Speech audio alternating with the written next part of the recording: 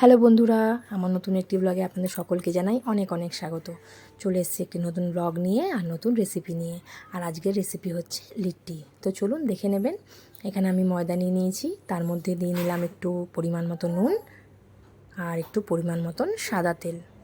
তেলটা পরিমাণ মতন বুঝে শুনে নিতে হবে, কারণ তেলের পরিমাণের ওপর কিন্তু আপনার ময়দা মাখাটা ডিপেন্ড করবে। আর ময়দা মাখবো আমি খুব হালকা সফট ময়দা মাখবো।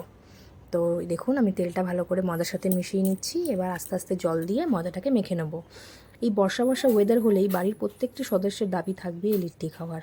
বেশ কয়েকদিন ধরেই দাবি ছিল, তো আজ ভাবলাম বানিয়েই ফেলি। আসলে কি বলুন তো, বানানোটা অনেকটাই সময় সাপেক্ষ ব্যাপার, তাই একটু ভাবনা চিন্তা করে বানাতে হয়। আর তাছাড়াও বাবার অনেকটাই রাত হয় বাড়ি ফিরতে, তো আগে থেকে যে ভেজে রাখবো সেটা উপায় নেই। ঠান্ডা ঠান্ডা একদমই খেতে ভালো লাগে না, গরম গরমই খেতে এটা ভালো লাগে। তাই যখনই আসুক না কেন আমি গরম গরমই বানিয়ে দিই। তো এখানে দেখুন, এখানে আমি ময়দাটাকে মাখা হয়ে গেছে, এটা সাইড করে রাখবো কিছুক্ষণের জন্য। আর আমি এখানে নিয়ে নেবো ছাতু। ছাতু কিন্তু এই রেসিপির মূল উপকরণ, তো ছাতু লাগবেই। তো আমি এখানে ছাতু নিয়ে নিয়েছি। এবার আমি বাকি সব জিনিসগুলো আস্তে আস্তে এখানে মিশিয়ে নেবো। এখানে আমি দিয়ে নিলাম একটু জোয়ান, আর একটু এখানে কালো জিরে নিয়ে নিয়েছি। এখানে আমি আদা রসুন আর কাঁচা লঙ্কা কুচিয়ে রেখেছিলাম। আমি এখানে এটা চপারে কুচিয়েছি, তো চপারে যদি আপনি চপ করেন তো খুব ভালো হবে। আর এখানে আমি পেঁয়াজও চপ করে রেখেছিলাম, সেটাও দিয়ে নিলাম। আর মিশিয়ে নেবো ভালো করে। জানেন তো এই লিট্টি না দু ধরনের হয়। এক হচ্ছে তেলে ভাজা লিট্টি, যেটা আমি আজকে বানাচ্ছি। আরেকটা হয় আগুনে পুড়িয়ে শেখা লিট্টি। তো সেটা যদি কোনো সময় আমি বানাই তো অবশ্যই আপনাদের সাথে শেয়ার করব। তো দেখুন ভালো করে আমি এখানে মিশিয়ে নিলাম।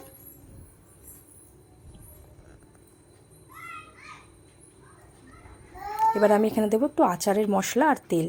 এই আচারটা কিন্তু অবশ্যই দিতে হবে, আচার ছাড়া কিন্তু কোনোভাবেই এই রেসিপিটা বানানো যাবে না। আর এই আচার বাড়ির বানানো হয়, এটা আমার শাশুড়ি মায়ের বানানো হাতের আচার।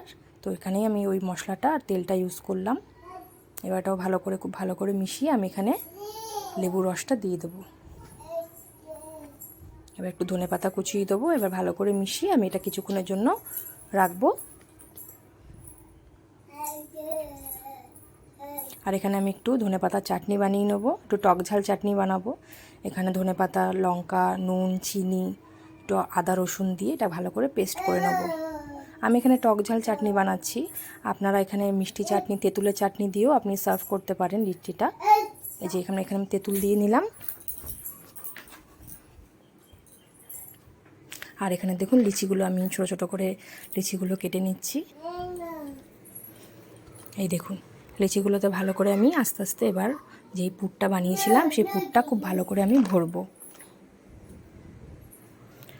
মুখটাকে খুব ভালো করে বন্ধ করতে হবে, নাহলে কিন্তু বেলার সময় ফেটে যেতে পারে, বা তেলে ভাজার সময় কিন্তু তেলের মধ্যে ছাতুগুলো কিন্তু ছড়িয়ে যেতে পারে। তো খুব মুখটা ভালো করে বন্ধ করতে হবে। এই দেখুন আমি প্রত্যেকটা লিচি ভালো করে এখানে ভরে নিয়েছি।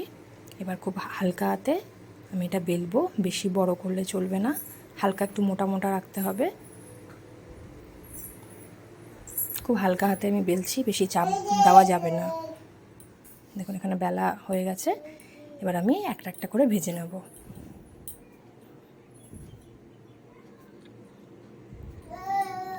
আর উল্টে পাল্টে ভালো করে লাল লাল করে ভাজতে হবে।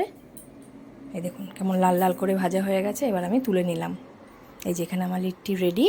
আমি এটা এই চাটনির সাথে সার্ভ করলাম। দেখুন কীরকম ফোলা ফোলা হয়েছে, লাল লাল। আর দেখুন কতটা মুচমুচে ক্রিস্পি হয়েছে। আর ভেতরে দেখুন মশলাটা কিন্তু চারিদিকে কিন্তু কীরকম স্প্রেড হয়ে গেছে।